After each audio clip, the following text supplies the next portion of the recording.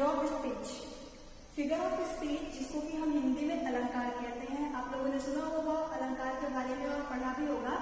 अलंकार जिसका कि लिटरल मीनिंग होता है वर्णों की शोभा बढ़ाने वाले जो शब्द होते हैं जिनको कि हम अलंकार कहते हैं।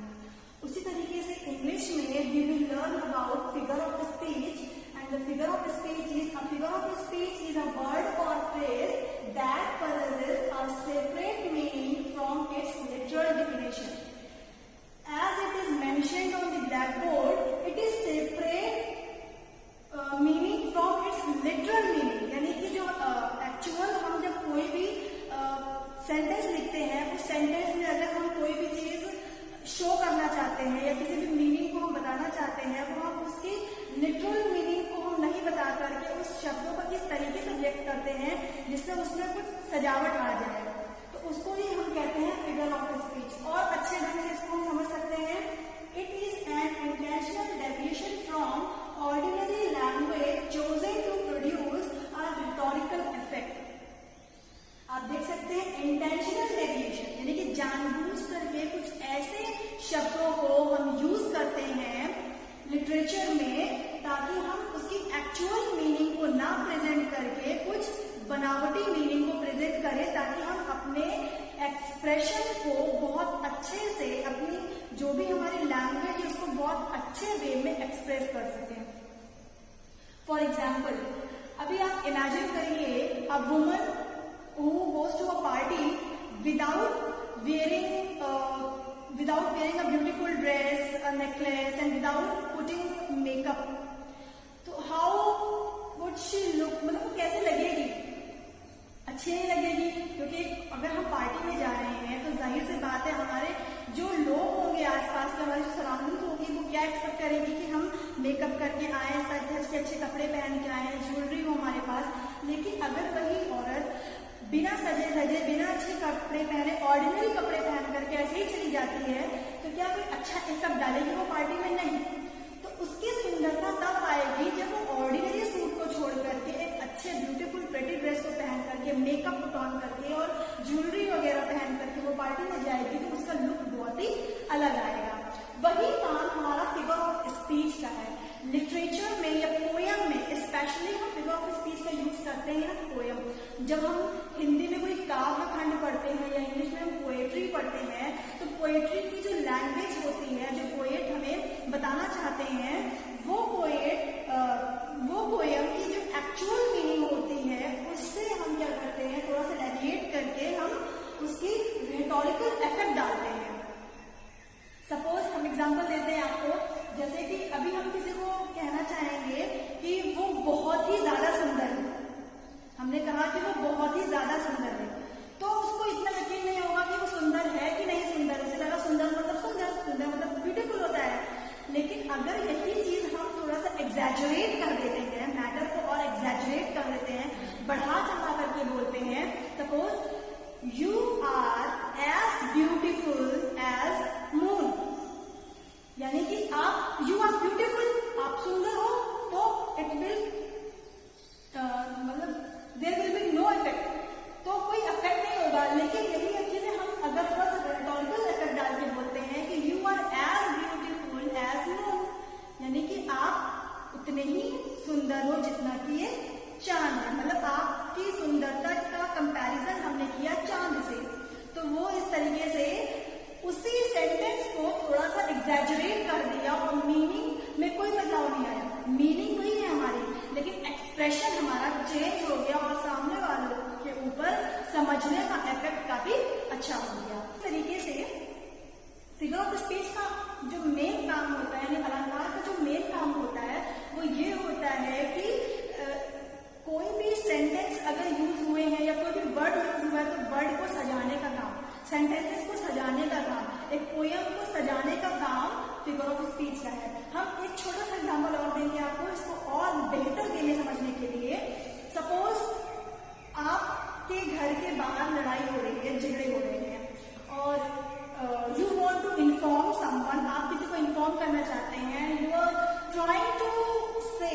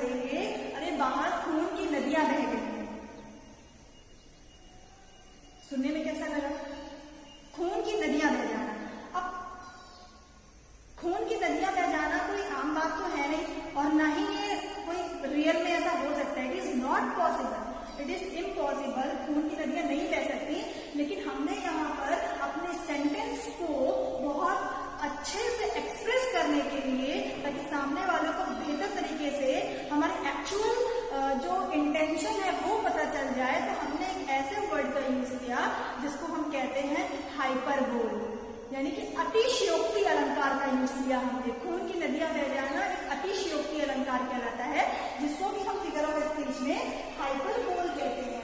इस तरीके से यहाँ पर you can see there are lots of examples of figure of speech.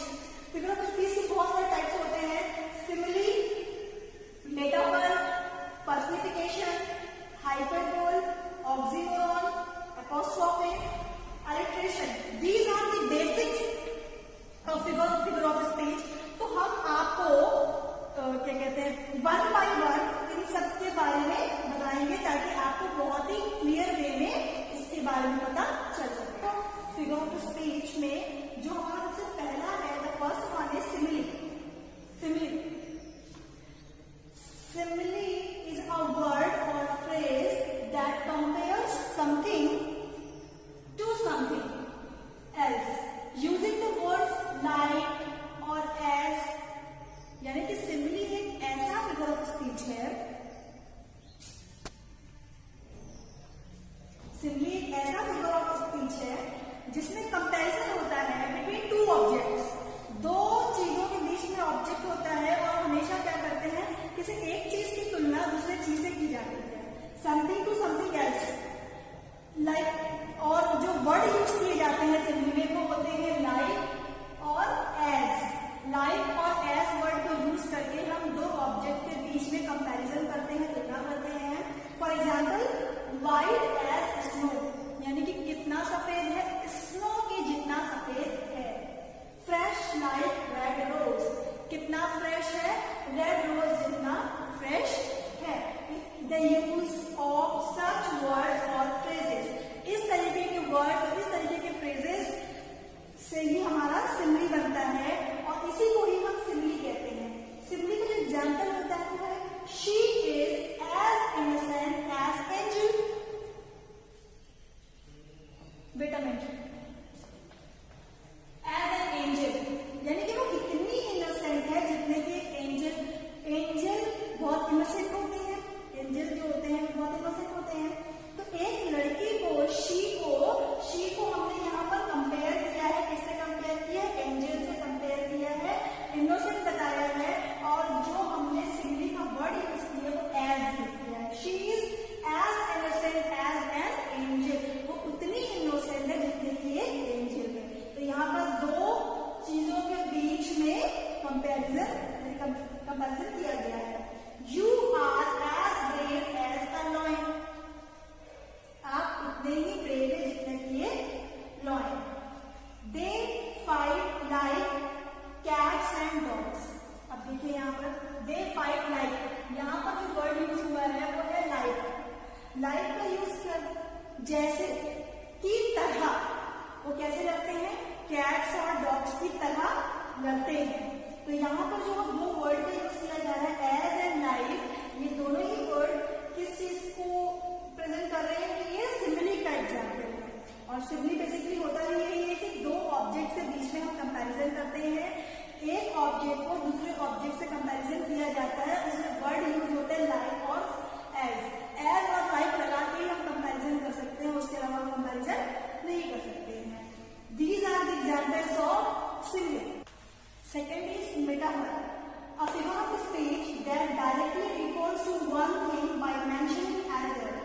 यानी कि फिगर ऑफ स्पीच जो मेटाफर होता है, वो मेटाफर क्या होता है, एक ऐसा फिगर ऑफ स्पीच है जो कि डायरेक्टली किसी ऐसे चीज से कंपेयर कर दिया जाता है, मतलब कंपैरिजन ऐसे, जैसे सिमिली में हम कंपैरिजन करते हैं कि तुम उसके जैसे हो, तो यहाँ पर उसके जैसे वाला कोई सवाल ही नहीं होता। मेटाफर में वही उसको रिफर कर दिया जाता है, सेम चीज बना दी जाती है। बाय मेंशनिंग अदर, यानी कि अगर किसी चीज को कंपैरिजन कर रहे हैं मेटाफर में, तो उसको हम ये नहीं दिखाते कि वो उसके जैसा है, बल्कि हम उसको ये शो करते हैं कि वो वही है। For example, the camel is the ship of the desert. अब हम यहाँ पे ये नहीं कह सकते कि जो कैमल है वो रेगिस्तान के जहाज के जैसा है, बल्कि हम यहाँ पे ये कह सकते हैं कि जो कैमल है वो रेगिस्तान का जहाज ही है। यानी कि कैमल को तो रेगिस्तान का जहाज वैसे भी कहा जाता है। तो यहाँ पर जो है इम्प्लाइड सिमिली, यानी कि ऐसा कंपैरिजन है जहाँ पर लाइक, सच, एज, ऐसे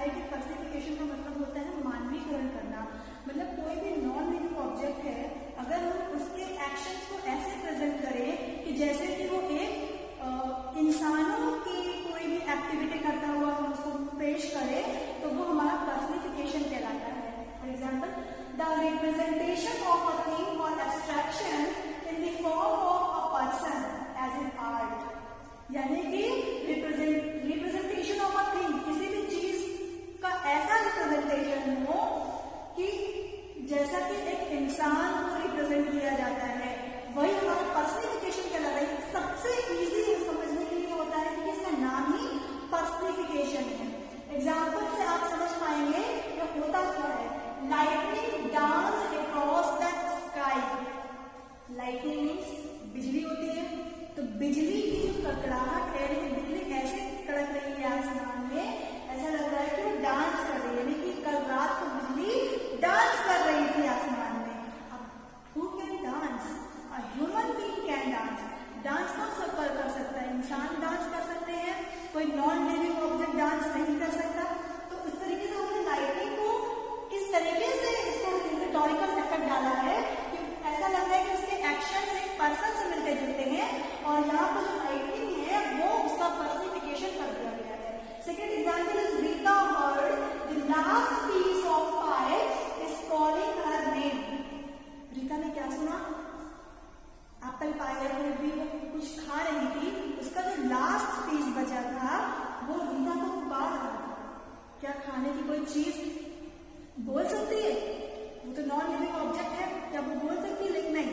लेकिन यहाँ पर इस तरीके से प्रेजेंट किया गया है एप्पल या किसी पाई को कि वो उसका जो पीस है वो रीता का नाम ले रहा है, इसका मतलब उसको पर्सनिफाई कर दिया गया है, पर्सनिफिकेशन बताया गया है यहाँ पर। My car is complaining about the engine. Car can speak? No, it can not speak. Car बात ही नहीं कर सकती। तो यहाँ पर कार का क्या हुआ है? कार कंप्लेन कर रही है। यहाँ कार बात नहीं कर सकती है, जहाँ पर कार कंप्लेन कर रही है अबाउट द इंजन, यानी इंजन में खराबी हो गई है, कार ठीक से प्रॉपर्ली चल नहीं रही है। तो यहाँ पर सच में कार नहीं बोल रही है, यहाँ पर जो कार की हरकतें हैं, ठीक से प्रॉपर्ली चलना नहीं, बीच बीच में बंद हो जाना, रुक जाना, इसको इस तरीके से पेश किया गया है ताकि उसके एक्सप्रेशन को और अच्छे से निखारा जा सके और ये बताया जा सके कि अब कार की सर्विसिंग की जरूरत आ पड़ी है। Car is complaining about the engine. These are the examples of personification, यानी किसी भी निर्जीव नॉन लिविंग ऑब्जेक्ट का मानवीकरण यानी पर्सनिफिकेशन। हाइपरबोल, जिसको कि हम अलंकार की भाषा में अतिशयोक्ति अलंकार कहते हैं। आप लोगों ने सुना होगा कि हाइपरबोल एक ऐसा फिगर ऑफ स्पीच है, अतिशयोक्ति अलंकार एक ऐसा अलंकार है जिसमें किसी भी मैटर को बहुत ज्यादा एग्जैजरेट कर दिया जाता है। एग्जैजरेट का मतलब होता है हद से ज्यादा, यानी जरूरत से ज्यादा बढ़ा चढ़ा करके किसी सिचुएशन को एक्सप्लेन किया जाना is called hyperbole. It is N overstatement that exaggerates a particular condition or emphasis. नाम से पता चलता है ओवर स्टेटमेंट, किसी भी चीज को हद से ज्यादा बोल देना, that is called hyperbole. Over statement का मतलब होता है कि जहां पर जितनी जरूरत है उससे ज्यादा बताएंगे तो वो ज्यादा अच्छे से अपने लैंग्वेज को या अपने जो भी हम बताना चाह रहे हैं मैसेज को और अच्छे से हम एक्सप्रेस कर पाएंगे। For example, I have told you to clean my room a million times. अब एग्जाम्पल देखिए, I have told you to clean my room a million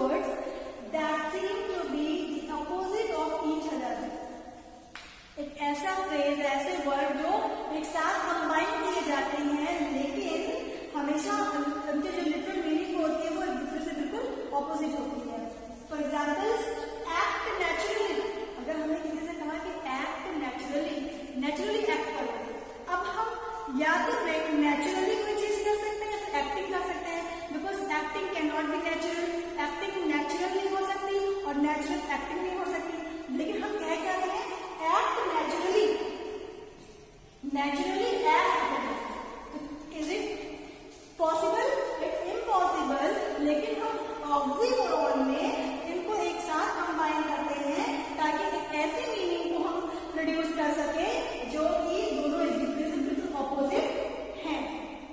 bitter sweet, the condition of your story is bitter sweet, कड़वी भी है और मीठी भी है, मतलब कड़वाहट भी है और मिठास भी है। ऐसा जब कड़वाहट होगी तो मिठास नहीं होगी, मिठास है तो कड़वाहट नहीं है, बट दोनों ही वर्ड्स एक साथ यूज किए गए हैं।